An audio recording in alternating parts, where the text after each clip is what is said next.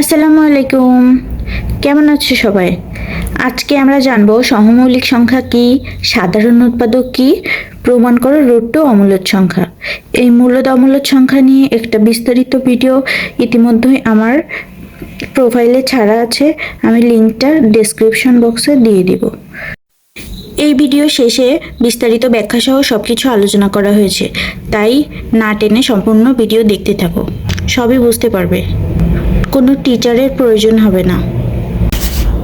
প্রমাণ করো root two অমূলদ সংখ্যা। 1কে বর্গ করলে 1, 2কে বর্গ করলে 2 স্কোয়ার সমান 4 এবং রুট 2কে বর্গ করলে 2 হয়। সুতরাং রুট টু 1 থেকে বড় এবং 2 থেকে ছোট। তাহলে আমরা এইভাবে লিখতে পারি 1 গ্রেটার দেন রুট 2 এবং রুট 2 এর গ্রেটার দেন 2। অতএব রুট 2 পূর্ণ সংখ্যা নয়। যদি রুট 2 মূলদ সংখ্যা হয় তবে রুট 2 সমান পি বাই কিউ, যেখানে পি ও কিউ সহমৌলিক।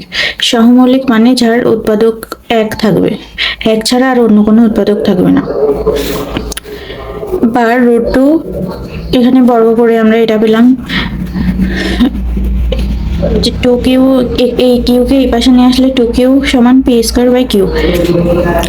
এখানে পরিষ্কার যে 2q পূর্ণ সংখ্যা, আর কিউ এর স্থানে যে কোনো সংখ্যা ধরে 2 এর সাথে গুণ করলে সেটা জোড় সংখ্যা হবে। জোড় সংখ্যা হলে অবশ্যই সাধারণ উৎপাদক আর 1 থাকবে না, ক্ষেত্রে 2ও হয়ে যায়। অপরপক্ষে পি স্কয়ার এবং কিউ এর মধ্যে কোনো সাধারণ উৎপাদক নেই, সুতরাং পি স্কয়ার বাই কিউ পূর্ণ সংখ্যা নয়। অতএব পি স্কয়ার বাই কিউ 2কিউ এর সমান হতে পারে না। অনেকে সহমৌলিক মানে বোঝে না। সহমৌলিকের বিষয়টি বুঝতে হলে আমার আগের ভিডিওটি দেখতে হবে। আমি বলেছিলাম যে সহমৌলিক হচ্ছে 1 ছাড়া তাদের মধ্যে আর কোনো সাধারণ উৎপাদক থাকে না, যেমন 8 ও 9, 5 ও 6। আর সাধারণ উৎপাদকের এই বিষয়টা একটা উদাহরণ দিলে ভালোভাবে বুঝবে। এখানে 12 এর উৎপাদক 1, 2, 3, 4, 6, 12। 18 এর উৎপাদক 1, 2, 3, 6, 9, 18। আমরা যদি এই, তোমরা আবার বলতে পারো এই যে এগুলো কোথা থেকে পেলাম। এই যে 18কে তুমি লসাগু করো 2 দিয়ে, এভাবে করলে এইগুলাই আসে, ঠিক আছে? তাহলে 12 আর 18 এর মধ্যে কোনগুলো কমন আছে? 1, 2, 3 আর 6। তাহলে সাধারণ উৎপাদক হবে 1, 2, 3, 6।